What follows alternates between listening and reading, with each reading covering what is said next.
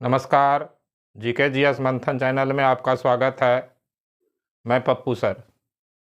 आज का टॉपिक है लिखित संविधान यानी रिटन कॉन्स्टिट्यूशन। राजनीति शास्त्र यानी पॉलिटिकल साइंस का एक महत्वपूर्ण टॉपिक है लिखित संविधान। लिखित संविधान किसको कहते हैं? तो लिखित संविधान वैसे देश के संविधान को कहा जाता है जिस देश का संविधान सभा यानी कॉन्स्टिट्यूशनल असेंबली के द्वारा बनाया गया।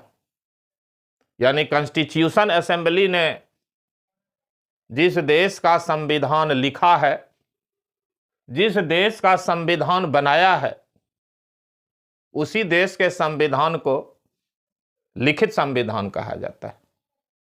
इसका अर्थ यह हुआ कि उस देश का संविधान लिखने के लिए संविधान सभा का गठन किया गया और गठित संविधान सभा ने उस देश का संविधान लिखा। उदाहरण की बात करें तो अमेरिका यानी यूएसए का संविधान, भारत का संविधान, पाकिस्तान का संविधान, फ्रांस का संविधान, नेपाल का संविधान, दर्जनों देश और दर्जन ही नहीं दर्जनों दर्जन देश लिखित संविधान का उदाहरण है। जैसे भारत का संविधान लिखने के लिए कैबिनेट मिशन योजना 1946 के अनुसार संविधान सभा गठित की गई थी और इसी संविधान सभा ने भारत का संविधान लिखा। लिखित संविधान वाले देशों में संविधान सर्वोच्च होता है, यानी संविधान की सर्वोच्चता होती है, संविधान की सुपरमेसी होती है। संविधान से ऊपर देश में कोई नहीं होता है। जैसे भारत में देखिए, भारत का संविधान सर्वोच्च है तो यूएसए का संविधान भी सर्वोच्च है। तो संविधान की सर्वोच्चता यह लिखित संविधान की विशेषता होती है। तीसरा, लिखित संविधान वाले देशों में जो संवैधानिक कानून होता है और जो संसद द्वारा बनाया गया संसदीय कानून होता है, दोनों अलग अलग होता है। और हालांकि दोनों कानून बनाने की शक्ति उस देश के संसद के पास होती है, पार्लियामेंट के पास होती है, संघीय विधानमंडल के पास होती है, लेकिन दोनों कानून अलग अलग होता है। संवैधानिक कानून बनाने के लिए संविधान संशोधन विधेयक लाया जाता है और संविधान संशोधन विधेयक जब अधिनियम बन जाता है तो वो संविधान का पार्ट हो जाता है, संविधान का अंग हो जाता है, संविधान में उसको स्थान दे दिया जाता है। और संसदीय कानून बनाने के लिए जो विधेयक लाया जाता है और वह विधेयक जब अधिनियम बनता है तो उसको संसदीय कानून कहते हैं और यह संविधान से अलग होता है संसदीय कानून। तीसरा विशेषता यह है कि लिखित संविधान वाले देशों में जो है वो वहां के संघीय न्यायालय, जैसे अमेरिका के में संघीय न्यायालय या वहां के सर्वोच्च न्यायालय जैसे भारत में सर्वोच्च न्यायालय,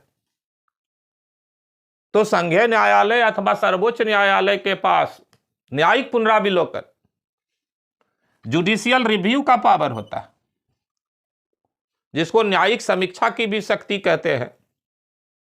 और इसी जुडिशियल रिव्यू के पावर के द्वारा संघीय न्यायालय अथवा सर्वोच्च न्यायालय संविधान की सर्वोच्चता को बनाए रखता है, संविधान के संरक्षक के रूप में कार्य करता है। इसीलिए अमेरिकी संघीय न्यायालय को संविधान का संरक्षक और भारत के सर्वोच्च न्यायालय को संविधान का संरक्षक करते हैं। चौथा, लिखित संविधान वाले देशों में अगर संसद कोई कानून बनाती है, राज्य विधानमंडल कोई कानून बनाती है, तो उस कानून को लागू होने से रोका जा सकता है।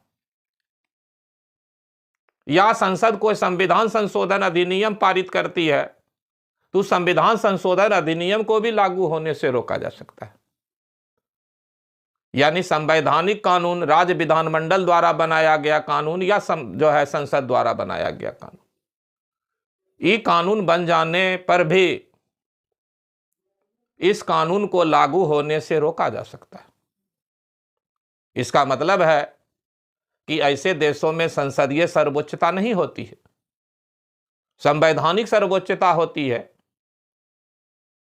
और कानून को लागू होने से रोकने या संवैधानिक कानून को लागू होने से रोकने के लिए संघीय न्यायालय और सर्वोच्च न्यायालय न्यायिक पुनरावलोकन की शक्ति के तहत इसको रद्द कर देता है। संविधान के प्रावधान के विरुद्ध कोई भी कानून नहीं बन सकता है, ना लागू हो सकता है।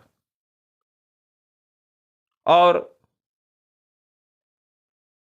जो लिखित संविधान है उसका पहला उदाहरण है संयुक्त राज्य अमेरिका।